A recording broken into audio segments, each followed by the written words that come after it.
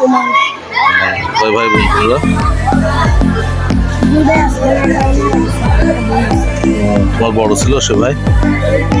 তোমার ছোট? কি হয়েছিল? লাই হয়নি, ব্যস্ত বাসে করুন। যাক কি আর করা, তাই না? তাহলে এখন এক বোন আছে, তাহলে এক বোন আর এক ভাই। মাশাআল্লাহ। কোন বিভাগে পড়ো? নাজরা বিভাগে।